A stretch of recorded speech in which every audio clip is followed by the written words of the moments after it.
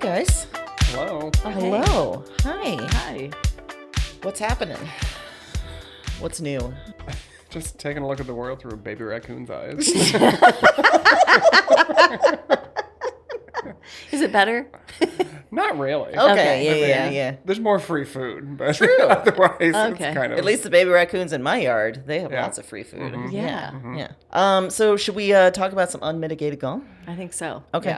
Yeah. I could go first because I've got a Lifetime Achievement Award in unmitigated gall. Oh, wow. Yeah. Congratulations. Yeah. What? A Lifetime Achievement Can Award. we just do this without a special segment? We're just, I mean, okay. I'm starting it. All right. I'm starting it right now. I like it. This is for a truly special group of people. A body, if you will. The Baptist. A branch who saw all the gall that's ever existed and said, "Hold my beer." Oh. And it is the Supreme Court of the United States of Oh, America. yeah. Yeah. For a few reasons. I mean, another atrocity of a final week in June with some just real shitty decisions that will go down in history for all the wrong reasons. Also, a complete rewriting of judicial checks and balances. They don't give a shit about any of that. No. That was wild. It's actually Just done. yeah. Just rolling on over. Also, lifetime appointments. What the fuck? No. Who has that? No.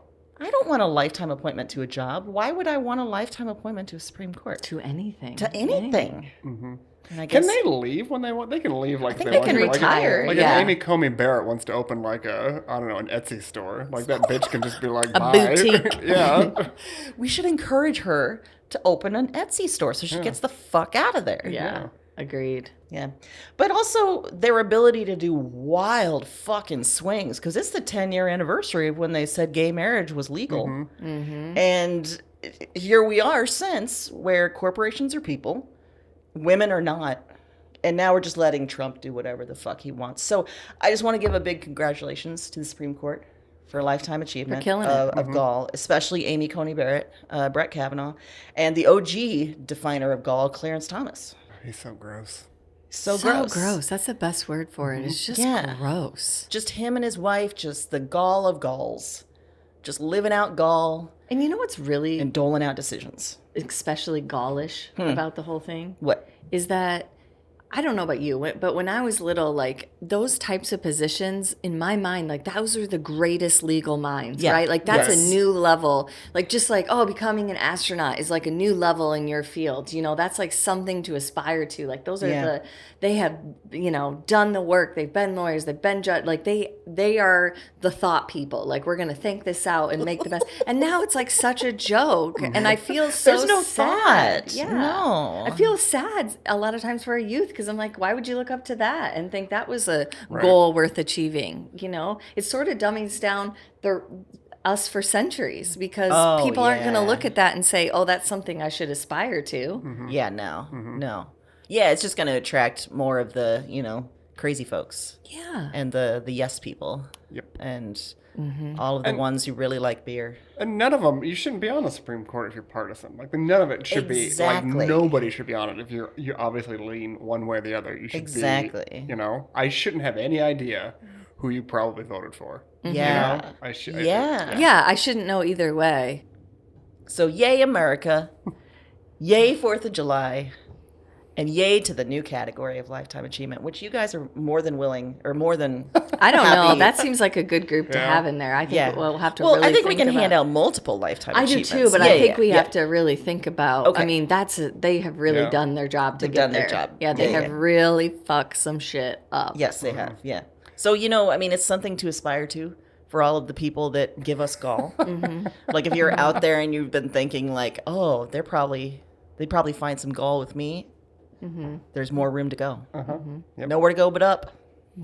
So much gall. Yeah. There for the taking. What about you, Erin? My unmitigated gall is grandchildren, but one in particular. Okay, all right, yeah. One in particular today, and what it is because they are a delight and they're also terrible. And so Mike and I often refer to them as Sour Patch Kids because you get sour and then sometimes you get sweet. Okay. And Jax, my 4-year-old grandson, did this yesterday to a T in a way that cut me to my core. Okay.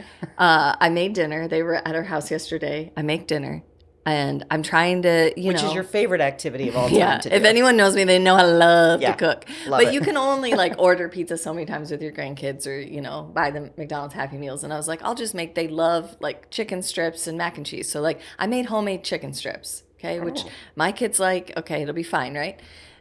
So Jax is going through a phase where he's not super pumped about eating in general. Okay. But so I get him to the table. He sits down. We're all at the table. He takes one bite and says, Grandma? And I said, yeah. And he goes, this chicken is horrible. Oh. Deadpan delivery. My Deadpan God. delivery. And That I is some said, gall. wow, okay. And no one else said anything. I said, no one's going to defend that it's better? Like, we're just all out here secretly believing it's horrible? And then no one said anything. I ate the chicken. It was fine. So I don't know. Did anybody else eat Oh, the yeah, chicken? they all ate it. Okay. Yeah. So it was purely Jack's thing. So then I'm kind of salty with him, right? 'Cause Yeah. then he eats his mac and cheese, doesn't eat anything else. So then I'm like, well, your snacks you don't get a treat. Your snacks have to be healthy, like apples, cheese stick, whatever. And he said, I don't need a snack. Oh. And I was like, Kid! right. We go outside later, and he decides to do some chalk drawings, which the kid is very talented with chalk. I'm going to give him that. I don't even know what goes through that kid's head, but he does shading. He blow on it. One time he asked Mike to get out a leaf blower to blow the extra dust around so that it made a pattern. Yeah. So he draws a picture and says, Grandma, this is for you. And it was a sweet little, like, Oh, I thought it was. Rainbow happy. I thought it was going to be like a penis or something. No. It was Yeah. going to be no. a chicken strip with a line through it. Yeah.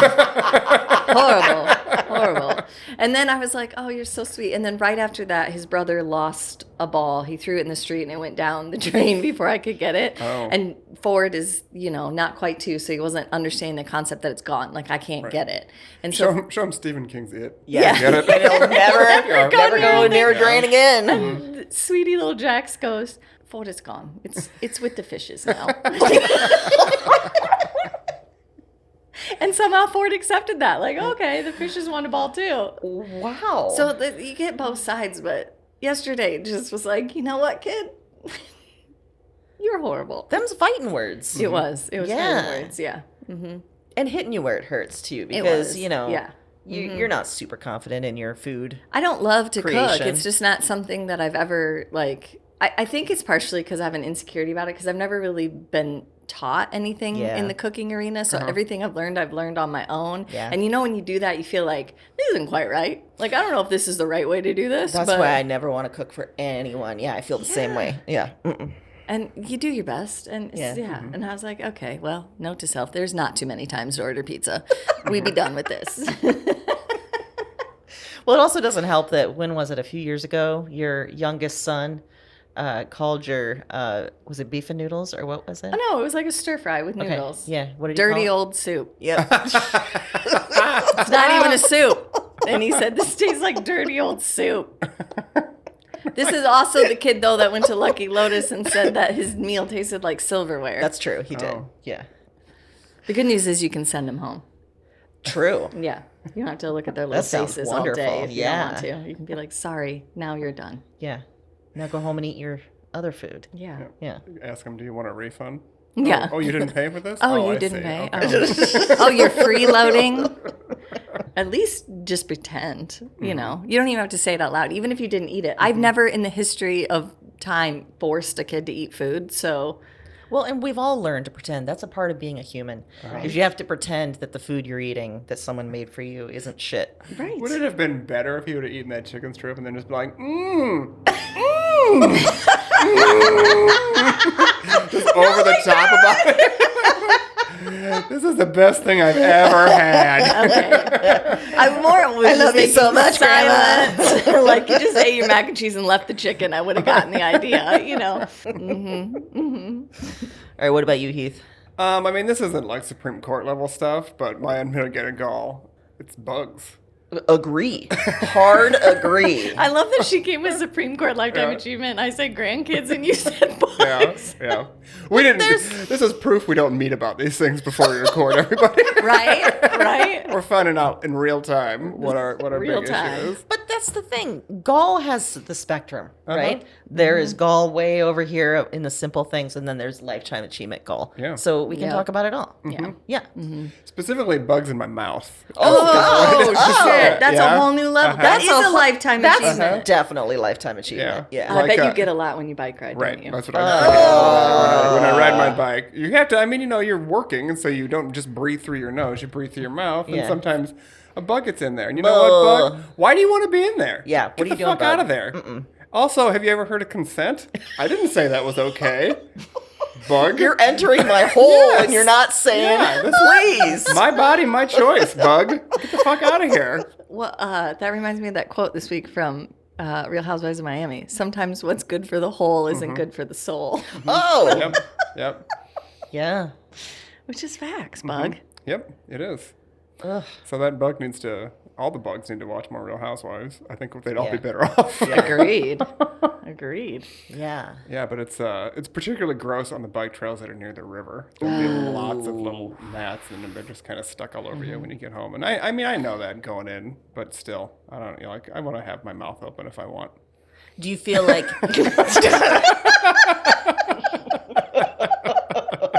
And that is your right, especially during Pride. I'm a white man in America. I can have my mouth open if I want. I feel like we need to start a special segment that is Heath not trying to convince us to bike ride. Like, we're already there. Like, every time he rides his bike, we're like, what? Yeah. He's like, oh, it's hot out? Yeah. Now there's bugs in my mouth. Yeah. No, thanks. Don't even get me started on the people on the bike trail. Oh, that would be some gall, too. Do you think that by the time you return home, though, you've gotten some extra protein? Probably. All those bugs? Yeah, okay. Probably. That's good. Yeah, and I feel like it is entertaining though for the other people on the bike trails though. When I do swallow one, I'm like, and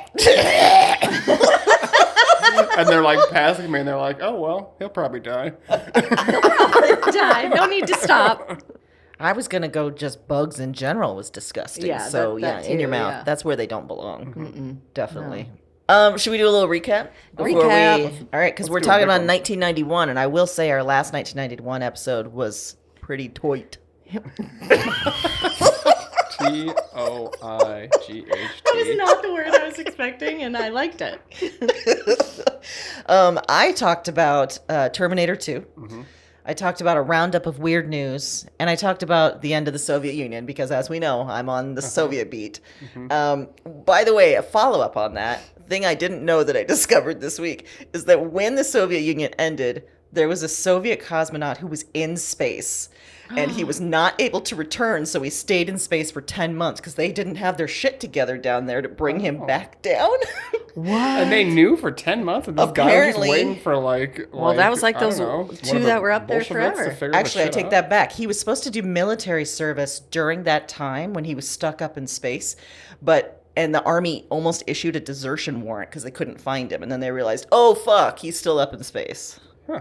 That's what happens when the whole government collapses, is you forget the guy's up in space. Can you imagine though if he would have come back and they're like, why are you late for military service? I was in space. Yeah, Okay, sure, So sure, was sir. I. Yeah. Aaron, you talked about the Carmen Sandiego show. Quality television. You talked about KFC changing its name. I mean, do you, KFC? And then you gave us maybe the best story of all time, which was the Turtle Pies, Teenage Mutant Ninja Turtle Pies, and we discovered pie foot. You guys decided that was the reason that my feet are screwed up. Yeah. That was good. Heath, you talked about Don't Tell Mom the Babysitter's Dead. Talked about the Maury Povich show. Yeah. And you talked about Whitney Houston killing the national anthem. She did it. So, shall we move on to 1991? I think we shall. Okay. I've got, my first one is Pearl Jam releases 10, the album.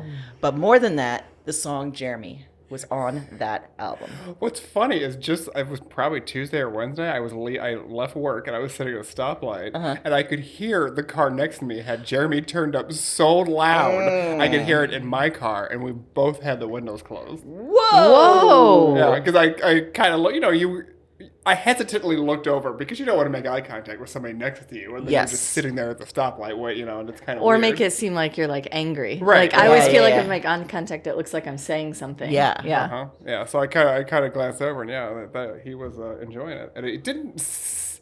I couldn't get a read on the age between the window tints and stuff. Yeah, so I don't know if it was like a teenager or if somebody who was like our-ish age seemed really loud to be listening to it. But I'm going to say it's a teenager who's discovered that this song still slaps 34 years later. Mm-hmm. Excellent use of slaps. Thank you. I was going to say, was that right? It was. It was. It was okay. Stellar. Thank you. So the song, as we may remember, it tells the story of a troubled kid with shitty parents who gets more and more angry. And then something really bad happens. But that bad thing was sort of muddled. First, the inspiration for the song came from a real story. Jeremy Wade Dell, who was a 15-year-old boy from Texas, he took his own life in front of his classmates in 1991, in January. He briefly left class after his teacher told him to get an attendance slip. He returned instead with a .357 Magnum and said, "Miss, I got what I really went for," and then he shot himself. Oh, gosh. Oh, my God, that teacher. So that story was kind of built on in the video for Jeremy, which came out in 1992, but the song, was part of the album from 1991. I don't know if you remember, but that video was fucking everywhere on all the time. But what was really wild is that it kind of presented an unclear end to the story that then people used in bad ways, as we are wont to do in America. So in the video director's original edit, which I didn't know until I saw this, and it's now available on YouTube, Jeremy is clearly seen putting the gun barrel in his mouth. But in the cut that we saw on MTV, they cut out that part. So for so long, I know I was still unsure. Did he shoot himself or did he shoot the kids? Right. And so by cutting that part, they inadvertently sort of advertised a school shooting instead of a suicide. Yeah. So, of course, as happened in the 80s and 90s, the adults freaked. Because in 1996, a 14-year-old boy named Barry entered Frontier Middle School in Washington. He shot and killed 2 fellow students and his teacher. And at the trial, his attorneys said that the boy was inspired by 2 pieces of media: the Stephen King novel Rage and the Jeremy video. And the attorney went so far as to say, "This boy is Jeremy." And I bet he thought, this is my killer line. Yeah. I am getting it after this. But the defense failed. And the kid was found guilty and went to jail for many, many, many years. We all remember Malcolm Gladwell. Mm-hmm. I think you took some opportunity to bitch about him on Broads and Books and how he just gets things wrong. And he goes to the simplest idea and says that that's like the solution for everything. No nuance. Yeah, so years later, in an article for The New Yorker, Malcolm Gladwell seized upon that story of that kid and the defense as the beginning of the modern phenomenon of school shootings. No. But as he commonly was, he was wrong. Because there was a study in 2018 that said there were actually more school shootings in the early 90s than in the years afterward. But the difference now is that each school shooting is amplified more, it's taken more seriously, they seem more impactful, that kind of thing. So all of that to say, so there's this big uproar about the video, right? And this was one of Pearl Jam's relatively first videos, because this is their first album. The album is going bonkers. It's doing great. I think they maybe had Even Flow come out first and maybe another video. So then when Jeremy come out, and lots of people were like, what the fuck kind of thing, they declared they would not make videos anymore. In fact, the guitarist, Jeff Amenti, said, 10 years from now, I don't want people to remember our songs as videos. Eddie Vedder immediately agreed, saying that the next Pearl Jam record wouldn't have any videos, a vow that would hold true for the next 5 years. Wow. And he said, I don't even have MTV. Wow, And MTV clutched their pearls and said, excuse me. But also, I mean, we probably all know, like, Pearl Jam, they've been very prolific in, like, supporting causes and things like that. And so once they sort of found out that, like, especially young white men started taking this as like, this is like our folk hero kind of thing. He never again wrote songs that would express any sort of sympathy for potentially violent white guys. Right. Instead, he began criticizing those people in his lyrics. So it's sad because that's a nuanced issue, right? I mean, the reason they wrote that song is because they're, they were already, which I think is getting more attention, probably still not the amount that it deserves, but we were trying to bring notice to mental health issues and those types of things and, how we impact people every day. And instead it got taken like that, which is, as it happens, right? Yeah. And as I started to say the defense that they were using, like, the song made him do it, you were starting to shake your head because we all know those stories, right? Of like, oh my God, the music made him do it. The movies made him do it. Da, da, da, da, da. After Columbine, they were like, it was the Matrix. It was the Matrix that made him do it. Like, well, there's been violence in movies and on TV for years and years and years, and millions of people have not gone out and done the things they've seen in the movies. And more than movies, there's violence on the TV news. Yeah. There's violence in the, like... Well, also, it's a too easy explanation that never fully explains things. Because if one thing is true, then the opposite should be true. Like, why aren't there a bunch of people out in the world, there's a bunch of social justice movies. Why doesn't that inspire loads and loads of people if we have this, ability to influence someone just with a movie or just with a song or just with a show? Like, it doesn't hold true on both sides. Yeah. And we all know, like, I mean, power of stories, right? Like, love some good stories, but... we can also differentiate reality from not. That's where the problem is. It isn't the story. It isn't what the violence. It isn't what you're seeing. It's the inability to differentiate because we're failing society in certain aspects, for sure. But really what came out of this is that I discovered Eddie Vedder was hot. That is a discovery. Yeah. Like 1991 Eddie Vedder. Peak. Oh. Peak. Long hair Eddie Vedder. He has really made it terrible because, like, at least for me, some of my first dating experiences, I was like, okay, so the fantasy's not as great. Like, you're actually just kind of a grungy person. Yes. So the guy that's looking like Eddie Vedder actually isn't cool like Eddie Vedder. Yeah. Same thing with the Nirvana guys. Yes. Same thing with all of the bands. It was definitely my type, though. All right. So I'm going to bring a fun true crime story that fun.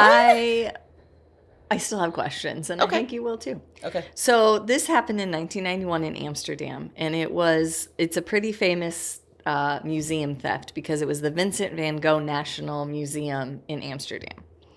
And it's one of the largest, but also the most short-lived art thefts on record, because they did take a record 20 paintings out of the museum, which is a crazy amount. They took some of his most famous paintings. But my question always with art thefts like this, and maybe you'll address this, and maybe I'm sorry if I'm jumping. No, you're fine. Like, when you steal a famous painting like that, what are you going to do with it? Right. Like, how are you going to... It might be worth a ton, but, like, it's not like you can just go sell it to, like, people down the street and they're going to put it in their living room and no one's going to question apparently there's a very large, as most things on the black market, and I think has gotten more prolific with the internet. There's a very large underground, like, black market for stolen goods. So, like, this would change hands and no one would know. And it's like creepy ass billionaire, trillionaire collectors that keep it in a locked place. No one knows they have it because they know it's stolen. But it's like, I don't know. But that's their thing, is just knowing that they have this thing. Jeff Bezos has to have a whole room full of stolen art. Yeah, it feels like, this is like a cartoony kind of description of it, but it almost feels like the Knives Out movies, like, how they like have these elaborate places that they live and all this art and most people don't. I would imagine if you're an art collector and you're in the art world, you have a good idea of what paintings are where, or like if they've been stolen or whatever. But like if I went to a billionaire's house and you showed me some Vincent van Gogh painting, I would be like, wow, that's amazing that you have that. It wouldn't even occur to me that had ever been stolen. So there's a lot of questions that happen throughout this theft for me that I just there's no answers to, but they should be asked. The thieves appeared in the museum at about 3 a.m. on Sunday morning. They concealed themselves when the museum closed Saturday at 5 p.m. Oh. That's my first question. That's so long to hide out in a museum that has security guards. And where were you hiding? Apparently, from what I can gather, in the bathroom, on top of the toilets. And that's another question. That's not just part of security protocol to bust those doors open and make sure they're empty. I would think that's true of any place you close down. Yeah. Like that's middle school 101, standing on a toilet. Like, what are we doing? And then you do that supposedly for what, like 10 hours or something? That's so long. Yeah. To be in there. And are you talking ever to your buddies? Like, was it 3 a.m. on your watches? Or you guys were just like, I don't think anyone's coming. And then you all jumped out? Like, so one thief emerged from the bathroom wearing a ski mask and wielding a gun. He then approached 2 of the security guards that were on duty and locked one in a storeroom, who they later believed was an accomplice, the one that he locked in the storeroom, and forced the other security guard to open the front door and disable the museum's security systems. At this point, another thief enters. They carefully scanned the museum for 45 minutes. Wait, did the thief enter from outside the That's museum? what's unclear to me, because they make it sound at one point like there was multiple of them in the bathroom, but then one did come in the front door as well. So he didn't have to wait in the bathroom all night? Apparently not. He got he the just good got job. to waltz right in. Although, okay, so that in and of itself is wild. You're in the museum for 45 minutes? Like, there's no other security. I mean, 1991 isn't, like, we're not in the Stone Age of technology. Yeah, it's like, still just a few minutes, I assume, police response, right? well, yeah, like, if that's the not... security systems gets disabled at the Vincent van Gogh Yeah. National Yeah, you Museum, think like, that doesn't trigger police- anything? right, Yeah. Yep.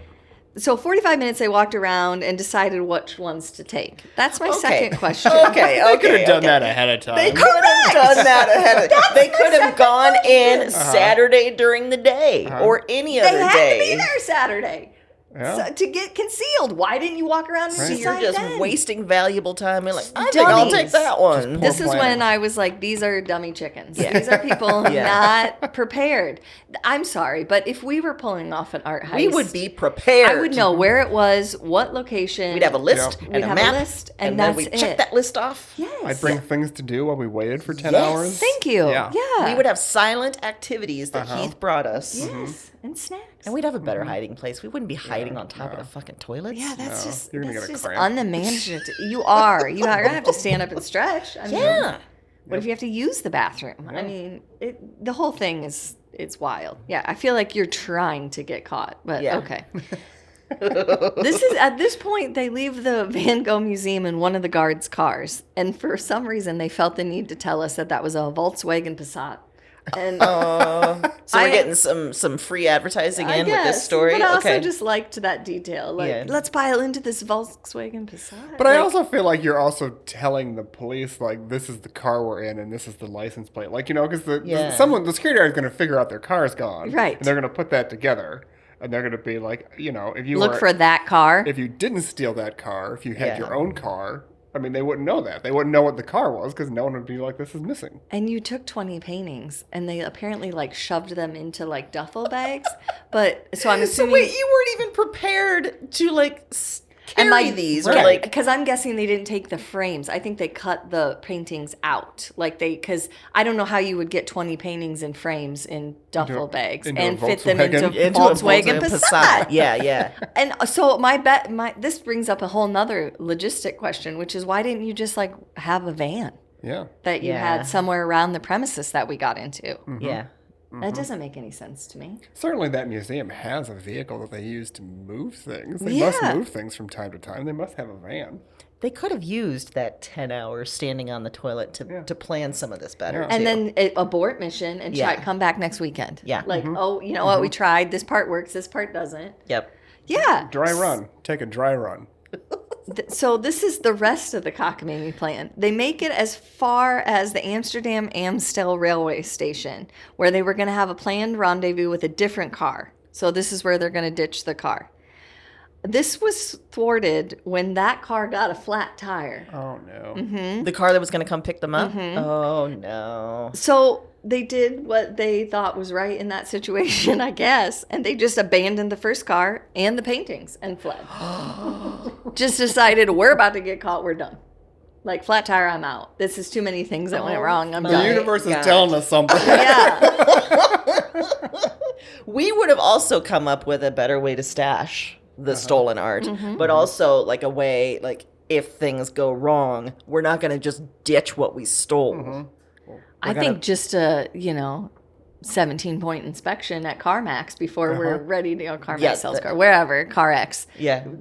That's a good point, too. To make sure your tires are roadworthy and ready to carry 20 paintings of Vincent Maybe just Van take Gogh. those cars for a little tune-up. Yeah.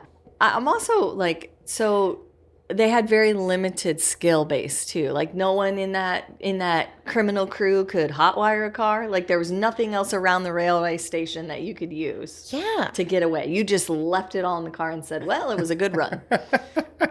We did our best. We did what we came to do. Yeah. Ha-ha. We got the paintings.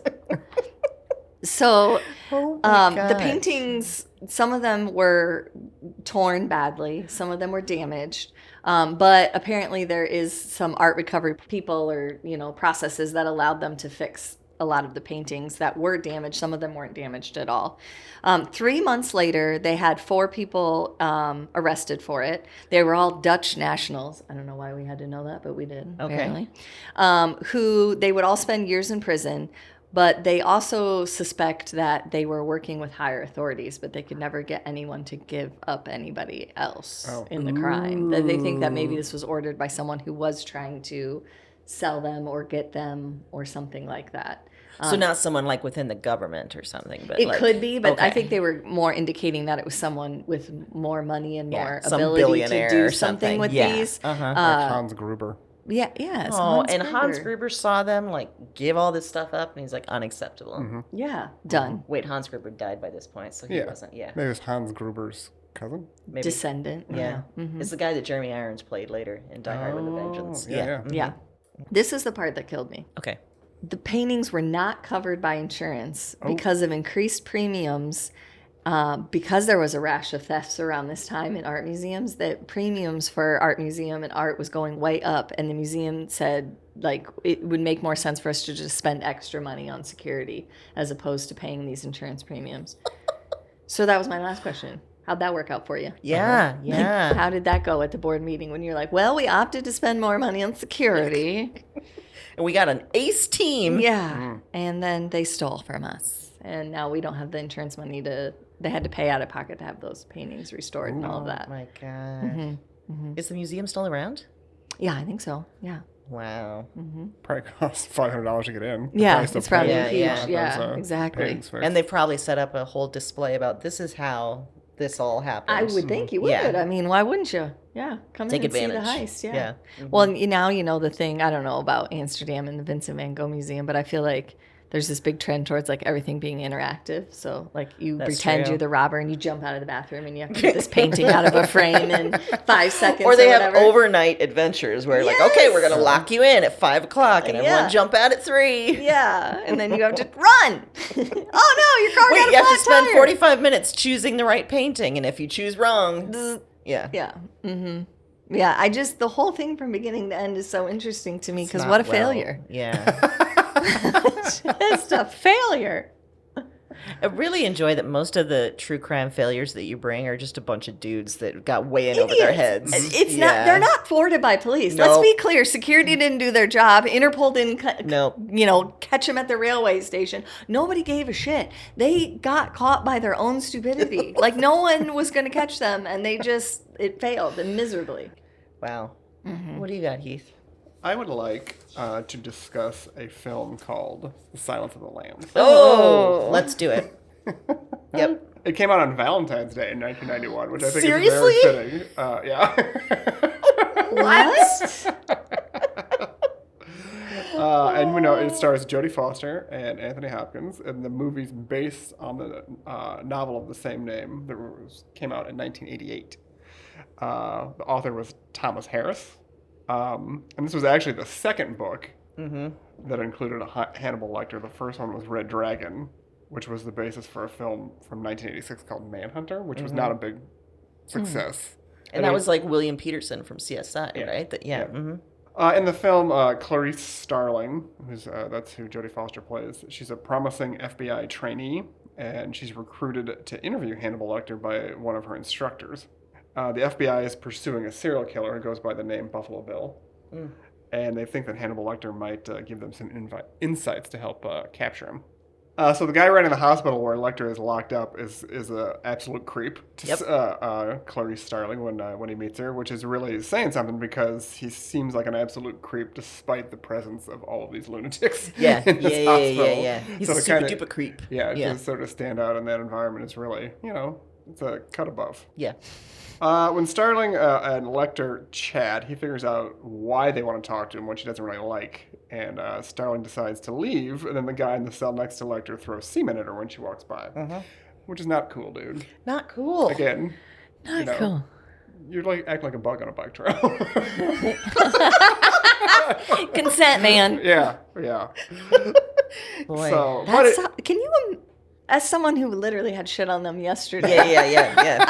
can't think of a lot of things worse than someone unprompted throwing semen at you. A stranger's semen on Just me? No, hitting thank you. Yeah, no. And it gets her in the face, doesn't it? Yeah, I could not recover. I'm done. And it I was leave right- the FBI. That is it. And it's right after like Lecter had like pushed all her buttons and then like kind of scared her off, and so she's running and everyone's screaming and semen comes flying. That's just an insult to injury. Yeah. But it does makes Lecter feel a little bit bad for her, so he kind of decides to give her some clues. It seemed like prior to that he was just like, "Nah, I'm not doing this." But so I guess thanks, semen guy.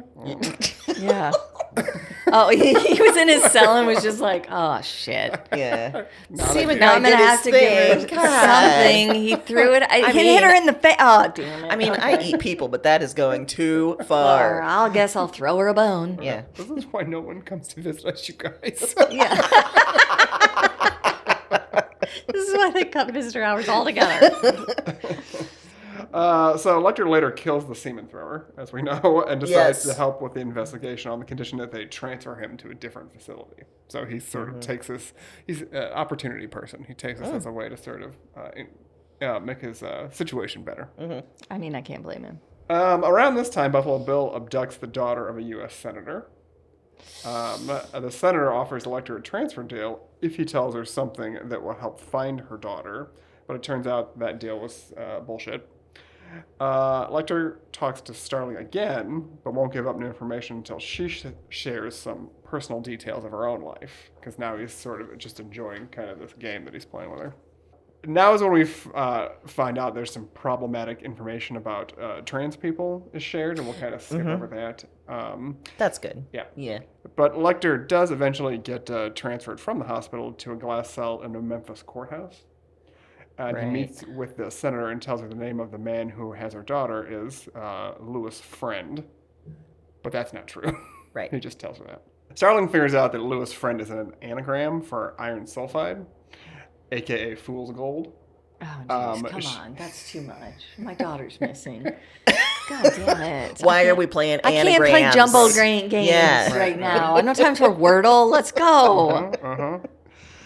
She gets on Lecter's case about it, but he won't tell her anything else until she tells him more personal stuff. At this point, she tells the story about living on her relative's farm when she was young and how she regrets not saving the spring lambs from slaughter, but she thinks saving the senator's daughter will help her get over that. So, Yep. Clear through line. Right? It's totally the same. Well, later that night, Lecter escapes his cell by picking the lock of his restraint with a piece of a pen that he got his hands on. So he kills the two guards outside his cell and uses one of their faces as a mask while escaping. And, creative thinking. I mean, I'll give him credit for that. As you do. More of a commitment than the museum security guards or the deaf people. Yeah. Like he had an actual plan. Yeah. And it involved grossness, but it was a plan. And I think when you're going into that level of crime, you have to know you might get pushed to limits where you have to do some weird things. And You they might have couldn't to cut a even face deal off. with a flat tire. Yeah. And somebody was like cleaning that up and it was like, we're missing a face. Yep. We're missing a face. We're missing we're missing a face. We saw the be face. sure in the APB Right. to say there might be a face. Yeah. Also, can you imagine just looking at like the two cleanup crew and they're like, what would he do with a face? Yeah. And then you're both like, Cool. do you think he's wearing it?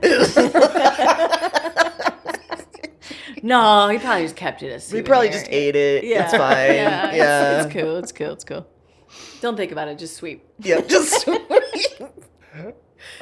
But I mean, now Clarice now has enough information to figure out where Buffalo Bill is, and that he's planning to make a skin suit out of women. So that's what we've sort of bet. Well, it's nice to tie back. It's a full circle moment. Yeah. Yep.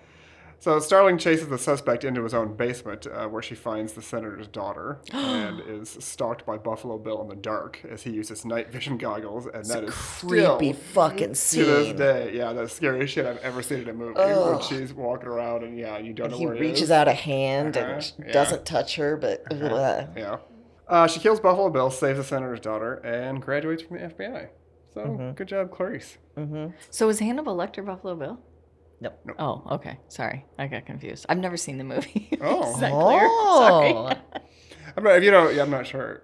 Do you like scary movies? Not particularly. I mean, it might not Okay. be for you. Yeah, I don't. I think that's why I've never seen it because it Yeah. hasn't. I mean, the psychological element to it was always interesting, but And that, I think, is the most part. But yeah, there's just Right. a really few, like, really potent scenes that Yeah. are scary as fuck. Okay.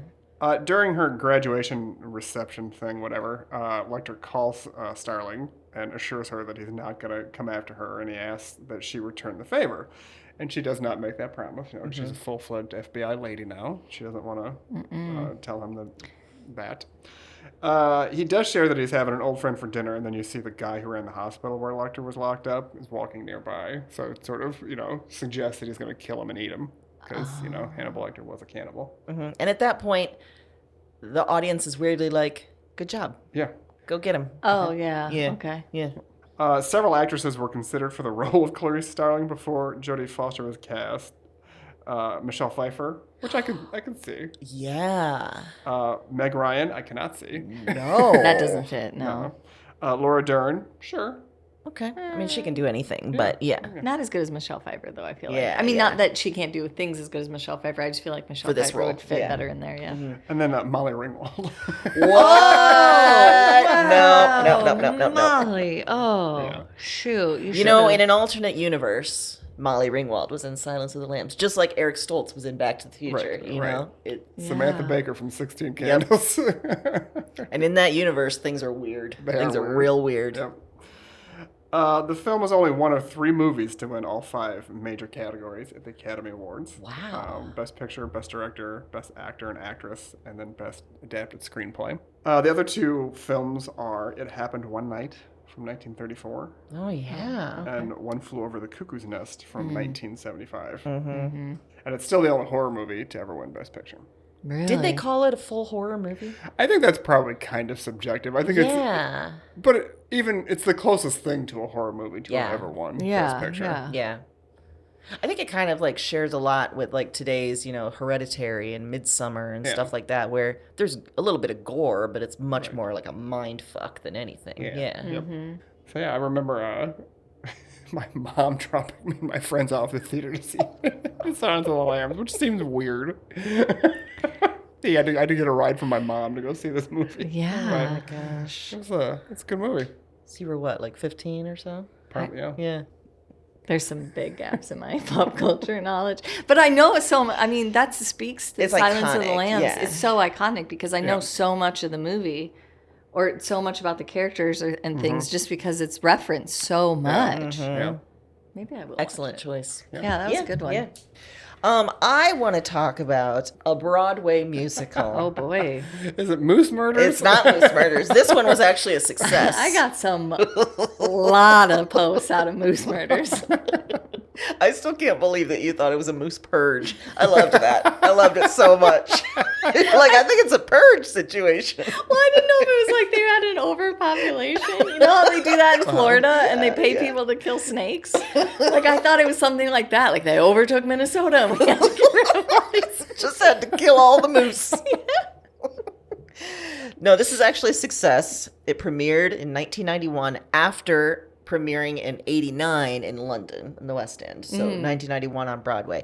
And then it ran for 20 years, and it's Miss Saigon. Wow, I've seen this. Have you seen it? Yeah. Okay.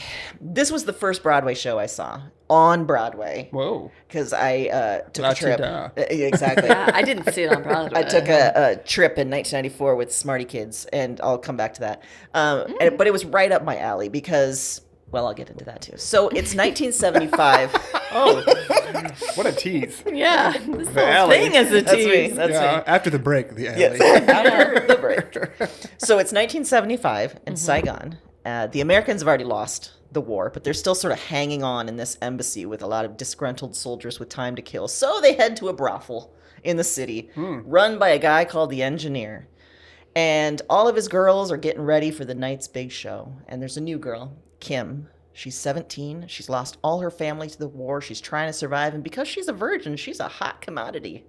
I'm going to stop here and say Yeah, wait. that I loved this show, but there are some fucking issues with this show. And we're going to get into those as I well. would think you wouldn't be a virgin at a brothel for very long. Nope. Like I would think Nope. by like This is like first day. This is like her first day. Yeah, Okay. yeah, So yeah. they're still showing her where the break room is and that Exactly. kind of stuff. And Okay, the I engineer get is it. like, All right. tonight we're going to make some money off this girl. All right, all yeah, right. yeah, Okay. yeah. So Chris and John are two soldiers who are at the brothel. And Chris falls in love at first sight with Kim. But now, as an adult, my question is... So Chris is also a virgin. No, my question is, how old is Chris? Because he's an officer. And so I'm thinking, like, wait, and he's been at the war for a while. So how old are you, dude? And why are you in love with a 17-year-old? But, okay. One of the many, many questions. It's also interesting because the playwright had the option to make, like, just say she was 18 or 19. Nope. Like, that story would still work. Like, her family was gone and she had no way to Exactly. support herself. Like, there's actually no reason to do that specifically. Yeah. Huh. Nope. Okay. So Chris buys Kim, and they spend the night together. And he asks her to move in the next day. Oh, good. Oh, no. So these Chris two... has never had an orgasm. Okay.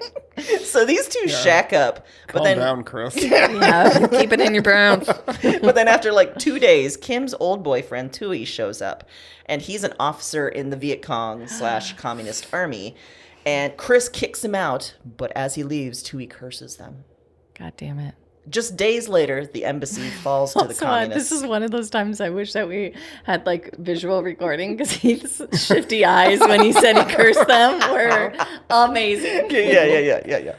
So it's just days later then, the embassy falls to the communists. And Chris is forced to evacuate. He can't get in touch with Kim, and so he leaves Kim behind.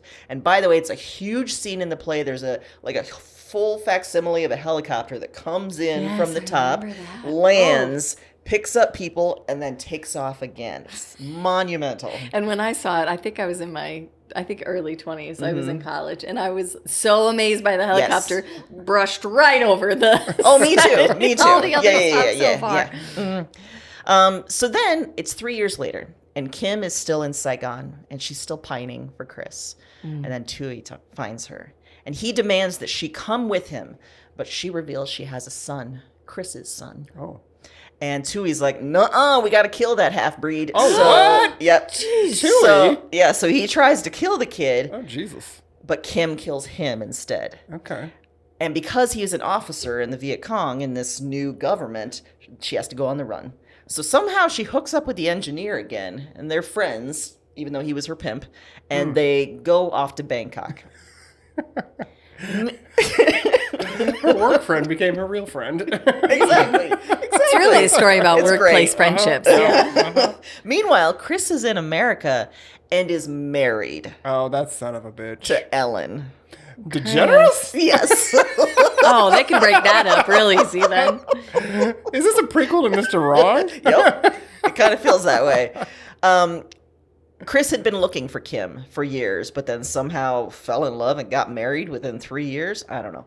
He finally finds out where Kim is, so he brings his wife to Bangkok, Oh, jeez. where Kim is now hiding. And then Kim finds out her great love is married. And so she wants Chris and Ellen to take her son to America. And so she kills herself so that they have no choice but to take him. Oh. And that's the fucking end of the show. Yeah, that's a heavy one. So here's some issues. Yeah. Yeah. Besides the whole 17-year-old with possibly a 35-year-old, who knows? The engineer was played by a white guy, Oh. Jonathan Pryce. And he wore eye prostheses, No. prosthetics, and bronzing cream. Oh, gosh. What do you mean? What do you mean by eye prosthetics? Like, They- what so has- his So that they eyes would- look- Yeah, but Yeah. like, what are they putting on? Like, Are we calling tape eye prosthetics? I guess so, all right. yeah. Yeah, it was just like, what did we made a mask? Like, what are we, Hannibal Lecter now? How did we do this? Okay.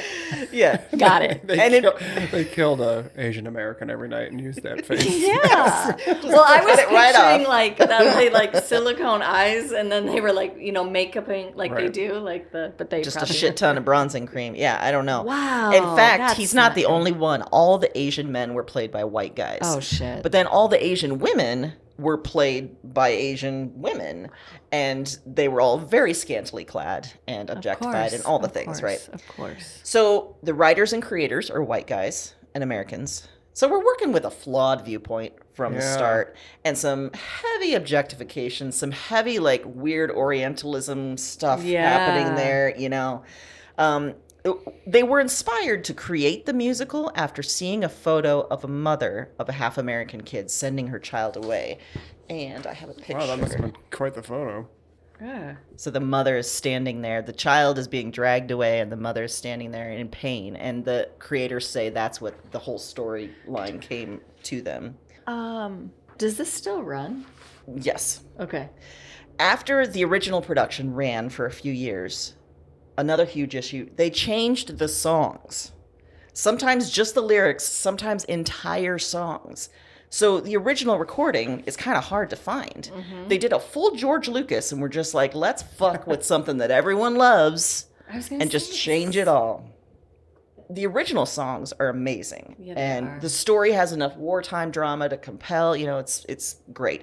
I saw this in 1994. I was almost 17 myself. And I was on a Smarty Pants kid trip to New York and DC. It was a week-long trip, which centered around visiting the UN for some reason. I don't remember why or what. I don't really remember anything in the cities besides Miss Saigon. Like, I showed up to this play. I had no idea what it was about. And then I was like, I am fucking obsessed. I got the soundtrack. I still have the 2 CD set Oh wow. downstairs. One thing I haven't mentioned, besides the Soviet Union, I was obsessed with World War II and the Vietnam War. So this was right up my alley. That tracks. Yeah. Yeah.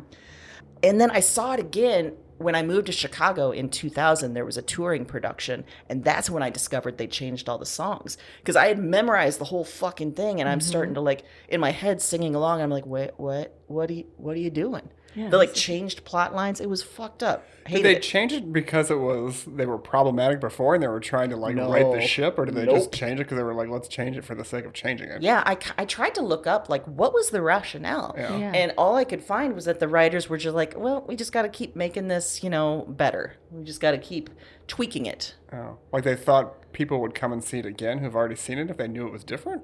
It's a great question. It's a dumb move because like people go and see the same, like I'll see Les Mis anytime it's here because I love that music and love the whole story. Like if you change the songs on that, I would be livid. I would walk out. There's no way. Well, there was all sorts of discussions on Reddit in particular where there were people who were like, the changes were so dumb too. Like they made the songs objectively worse. Like the lyrics are shittier. Like they're just not, the original songs had nuance and metaphor and these new songs do not. Yeah, so that's me seeing Miss Saigon. It also reminded, because I was remembering the New York trip and the DC trip, and there were maybe like 50 of us chosen from across the Des Moines area, all Des Moines schools. And it reminded me that when I moved to Chicago, I met a friend, and she told me that she also went to New York, but when she was in middle school. And she grew up in Louisiana. And her teacher, her ancient geriatric teacher, which who knows if she actually was ancient. Right, she was probably like 41. Yeah, probably. We're probably her age. Yeah, she took a bunch of the middle school kids to New York. They took like a school bus up to New York from Louisiana. Oh my God! And then she basically they drove into Times Square, opened the bus doors, and said, "Have at it. See you in 10 hours," and just let these kids, just let these southern small town kids just run around the city. And this was in the mid-90s, right? When Times Square was not what it is now. No. Yeah, this may have been actually in the 80s because she was a little older than me. Oh, okay. So even worse. Yeah. Wow. And I remember asking, did they all come back? Yeah. And she's like, yeah, we all made it back. Wow. Yeah. I don't know how to follow that. Except to say that I also loved that musical and I don't think I understood half the plot. I mean, I don't remember. It was too long ago, but And by the time I saw it, I don't think there was a white guy playing the engineer anymore. I don't think I saw the original cast because it was 1994. And I think, because pretty soon after that, what's crazy is I saw that when they started in 1989 in London, there was a big backlash. Like, this guy is obviously not, Vietnamese or any kind of Asian. And the creators were like, oh, should we change it for the Broadway start? And then they're like, nope. And then just went ahead. But, Americans won't care. Yeah. Which is probably true. Yeah. And then a few years after that, they started, prioritizing actually hiring all Asian actors and actresses. Okay.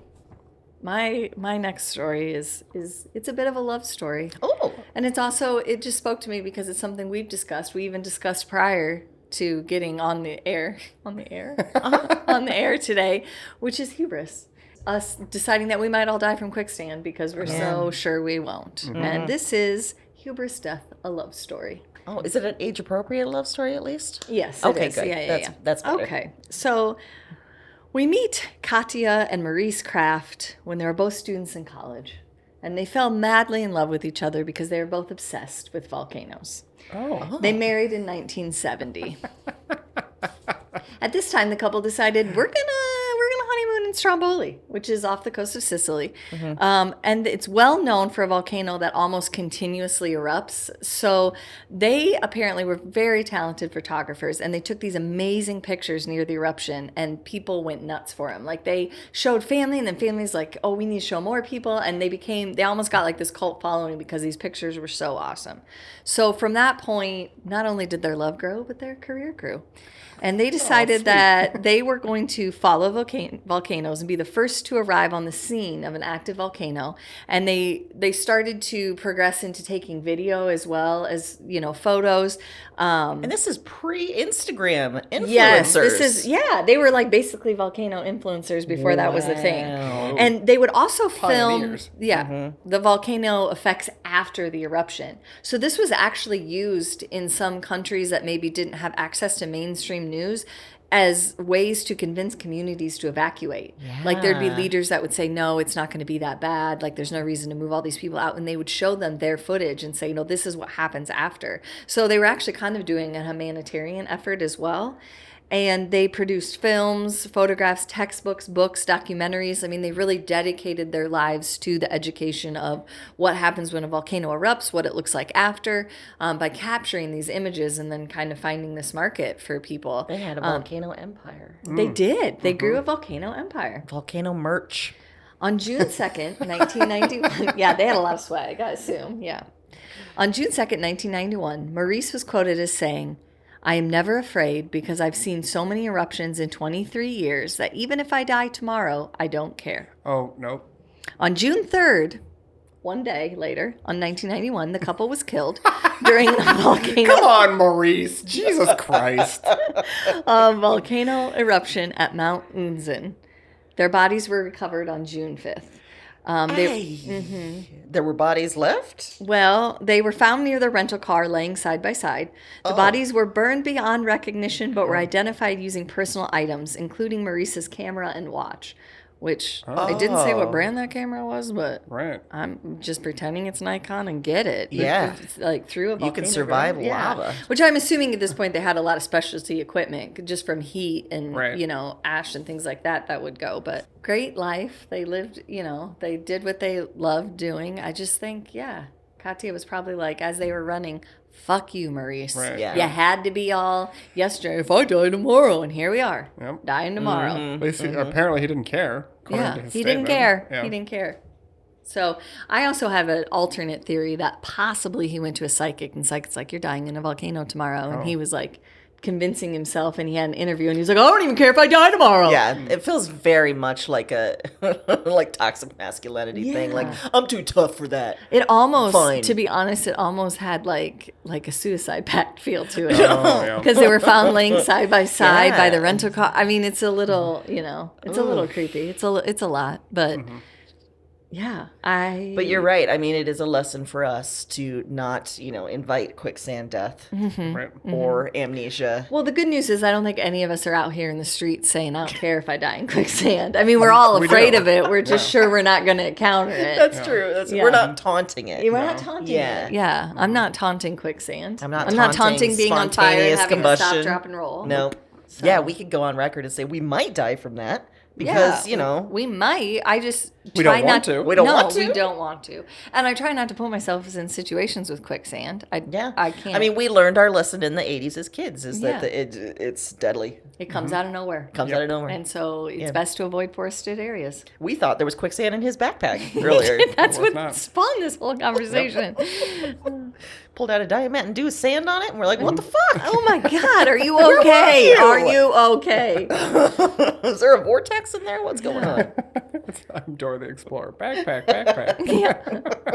Swiper, no swiping.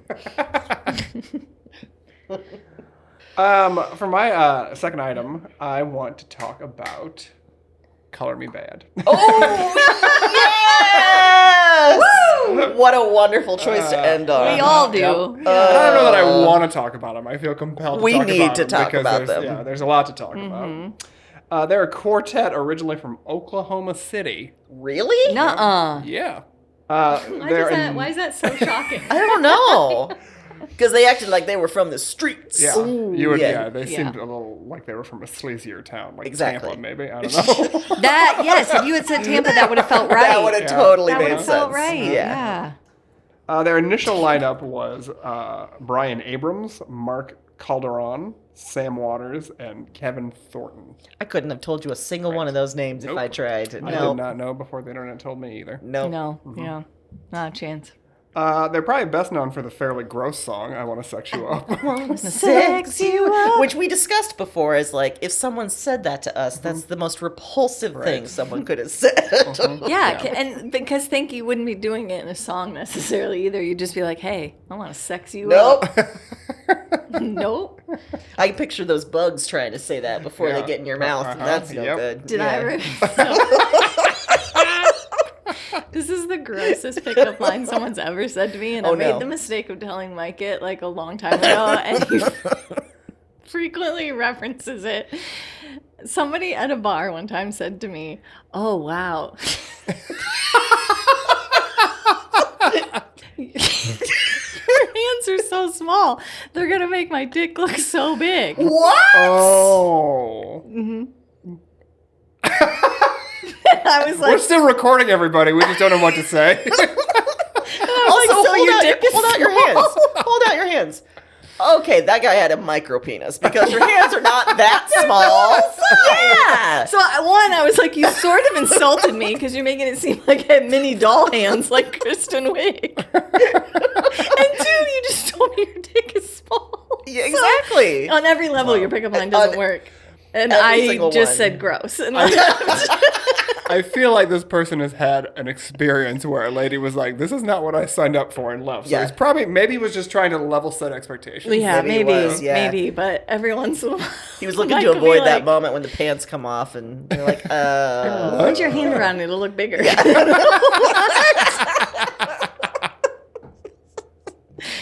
So every once in a while, Mike likes to be like, "Oh, your hands are so small." I hate you. That's the way to turn It's you never. on. But I should be clear with the audience. It's never in a sexual situation. That he That's says good. That's that. good. It's always like an off-putting time. Okay, you good. know, yeah. That's better. Yeah. He means yeah. I'd fear Okay. for your sex life if it Yeah. was. Yeah. No. I one time an older man hit on me in a bar, and he said. He said, "You could be a model, not like in New York, but maybe Chicago." That was his pickup line, and I was just like, "Okay," and just walked away. Like I was just like, "Come on, dude." He seemed surprised that I didn't think that was a compliment. Like I don't. I mean, I guess. In So some you're like way a it regional was. catalog model, Right, yeah. but you know. You could be in like the local Sears page like 20. You're not front cover material. Which one? Untrue. Yeah. And two, Untrue the that gall. you could be a model in New York as well. That's what I'm saying. Yeah, yeah. untrue that you have that qualifier. The Yeah. model thing is definitely true. Yeah. We've discussed it. Yeah. Yeah. I'm going to have a school bus from Louisiana drop me off at Times Square. Just be careful. You don't want to end up the chaperone for all those kids. Yeah. So I Want to Sex You Up, but then they also had other hits, including I Adore Mi Amor. Killing it on the lyrics. Oh, yeah. And then one, All for Love, but the 4 is the number 4. It's the number 4. So cool. Yep. The 4 members, F-O-U-R, the 4 members of Color Me Bad met during high school in Oklahoma that sounds City. right. When they decided to form a group, they named themselves Take One.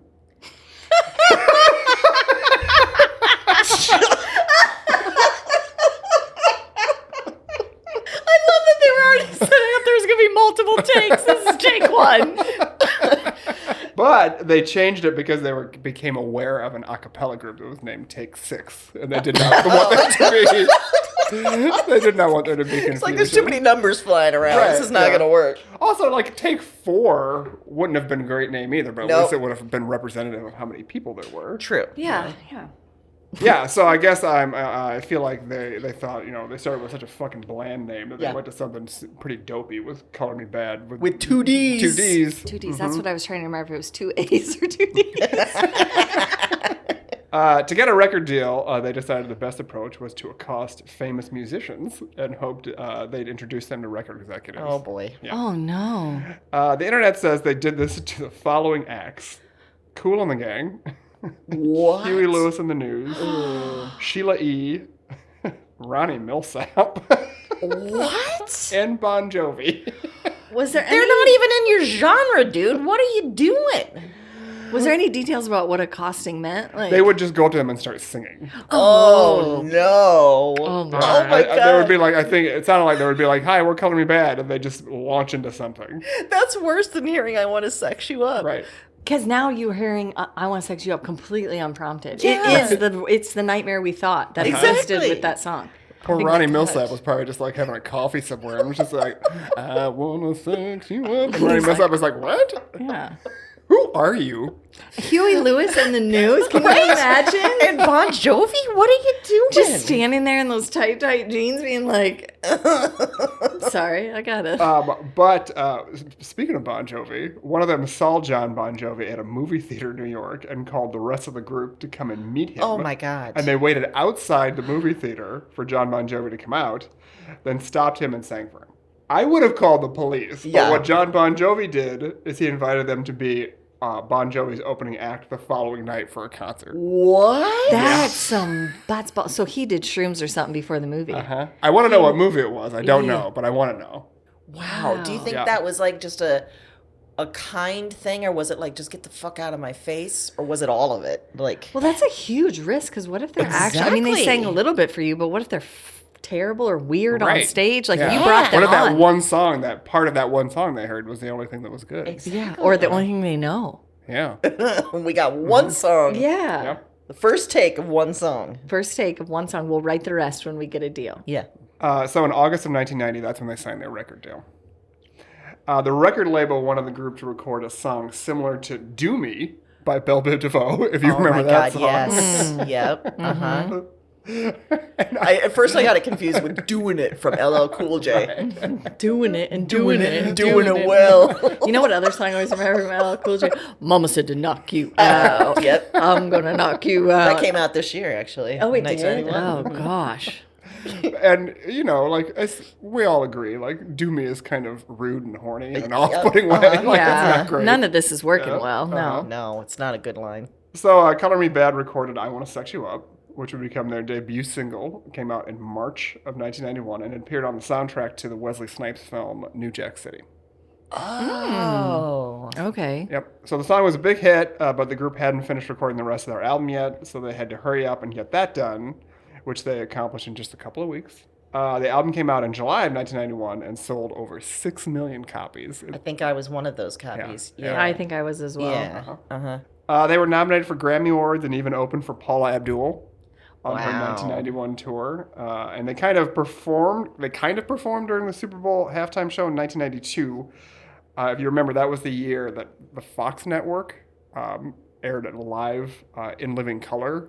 during the Super Bowl halftime, even though the Super Bowl was on a different. Oh, that's Oh my right. God. I Even didn't though the remember Super Bowl was that. on a different network, so they were trying to get everybody to change the channel from that over to Fox, so they could kind of steal That's a viewers. weird move. Yeah. Okay. And I'm a little surprised more people haven't tried it since then. But Yeah. the Super Bowl halftime show has evolved a lot and is usually a pretty big deal now. Yeah. And this year, the Super Bowl halftime show, the theme was Winter Magic. It was a tribute to the Winter Olympics and featured Gloria Estefan, somebody we all associate with the winter constantly. Yeah. Whenever you think of Gloria Right? Estefan, you think of the winter. Yeah. Yes. Yeah. Definitely not those Miami hot beats. Right. Yep. Come on, baby, to the conga in the winter. Come on, baby, do the conga. They also appeared in an episode of Beverly Hills 90210 the following year. Oh, I remember that, I think. In which Kelly finds out which hotel the group is staying at and manages to get into their hotel room and then convinces them to join her at the Peach Pit where they serenade the rest of the cast. So, Kelly, that's dangerous, girl. Like, going in that. No, don't do that. It seems like, a group like that letting a teenage girl in their hotel room is kind of Yep, skeevy. not a. Yeah. Not great. The second album came out the following year. Not a hit. What? At the time, grunge and hip hop were gaining popularity, and Yeah. Cover Me Bad's music didn't fit into either of those genres. The group put out 2 more albums, but those weren't successful either, and they eventually broke up in 1998. They did have a song on the Striptease soundtrack, something we talked about a few weeks ago, and that was called Sexual Capacity. Which was written and hate co-produced that so by much. Robin Thicke. Oh, of course it was. So it was rapey as fuck. Yeah. Yeah. So now I need to brush my teeth. Yep. Because I said all this out loud. I'm sorry your ears heard it, but it needed to be put out there. Ew. I Want to Sex You Up is kind of a polarizing song, having appeared on both Blender's list of the top 50 worst songs ever and VH1's list of the 100 greatest songs of the 90s. So, Wow. Yeah. There's probably not a lot of overlap between those two No. lists, but I Want to Sex You Up is in there. The group did reunite a few years ago and has toured with other 90s groups. They were at your concert, right? Yep. Yeah. Yeah, they were in the I Love the 90s concert. Yeah. And I wasn't there, but it's my understanding that the lead singer, like they were doing some dancing maybe for at one point, and he had to like stop on stage and take a break because he was out of breath. Yeah, their Oh, performance was no. rough. It wasn't great. And collectively the audience seemed to understand that because right before they came out, like the amount of people that got up to go get more beer was Wow. we didn't come for this act, clearly. Like I mean, Salt and Pepper, there was no one in line for beers. But Didn't Salt of Salt and Pepper, didn't she not, she left the stage at one point because some of their lyrics she does not jive with anymore, right? Isn't Oh, is she religious she's kind now? of religious, no. right? Is that yes, true? I believe I didn't know that was the reason, but I do remember her leaving at some point. But like to be fair, like they're all older and that was happening a lot. It was super hot. Yeah. And I felt like they Yeah. were I didn't know if it was like a water break situation or like Okay. Color Me Back, like we're tired. Or like, maybe a pelvic floor situation. Maybe they had to yeah. pee. Pissed your pants, Yeah, yeah, you I pissed don't your know. pants out on that I stage. didn't know. Yeah. Yeah, so Which is something that audience would have understood if We they were would've just like, got it. there's a Yeah. pelvic floor thing. understand. They'd be like, And they were "Okay, like fully hurry decked back." out, you know. We applaud you for Yeah. performing with a weak pelvic floor. Yeah. And they were in outfits that were like, wow, how are you getting that off? You know what I mean? Like, Yeah. yeah. So I guess I didn't realize the reason, but that would make sense. Yeah. To the hot tick tock, get on stop. To the hot tick tock, get on stop. And didn't did it every song? But one of them would have the girl kind of break where they'd stop and talk for a little bit. That was Boys to Men. I think they did it a little bit, but Boys to Men did it. Did it for- Because I yeah, think, yeah. I mean, that guy, I assume could sing, but like he did that Yeah, in he every, did. Yeah. you know, in every Boys to Men song. Girl, I've been thinking about Yeah. you. Yeah. Yeah. I know you've been seeing that other man, but I just didn't care. You should. I had Which a then provided fodder for every Lonely Island video ever and Yeah. SNL clips. Yeah. It's true. Yeah. Yeah, that was good. Yeah. Evan and I had an argument this week because 90s, we understand this. The Brandy and Monica song, The Boy Is Mine, Yeah. that's a classic. That belongs to Brandy and Monica. And there's an Ariana Grande version. And he thinks it's better. And I said, I can't speak to you for a few hours. That's a good call. Yeah. I listened to the Ariana Grande version, and it doesn't really sound like it to me. It doesn't. It's not the different, same. It's got a the whole same different title. thing. Yeah, Yeah. it's But got also, the isn't same it supposed title, to be a duet? Like, isn't it? Yeah. I think Brandy and Monica are on it in some capacity. Yeah, they are. I think it's sampled or something in there, if I Yeah. remember. I've only listened to it once, but I was like, nonsense. Right. You don't have enough appreciation for the original to say that, Right. in my opinion. You don't know the history. Yeah.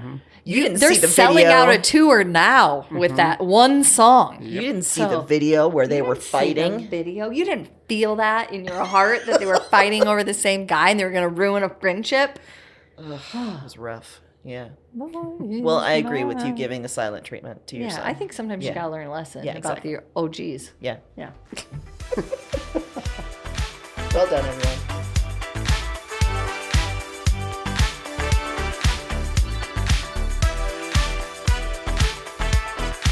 Fuzzy Memories is a Broads and Books production. It's hosted by Heath Smith, Aaron Johnston, and Amy Lee Lillard. Sign up at our Patreon for bonuses and new stuff. And be sure to follow us at Fuzzy Memories Pod on Instagram for clips and highlights. See you next time.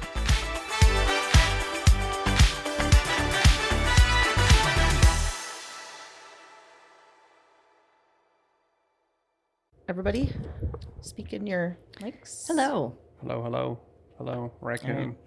What'd you say? Baby raccoon. Oh. Baby raccoon. Baby raccoon. Maybe that should be like a code word for us for something. Oh. Like we can just text each other baby raccoon and then Oh. one of us can just say don't do it. Like it just means we're about to make a bad decision. So all you have to do is say baby raccoon and we'll be like, not a good idea. I don't know what you're up to, but I need you yeah. to stop and take a beat.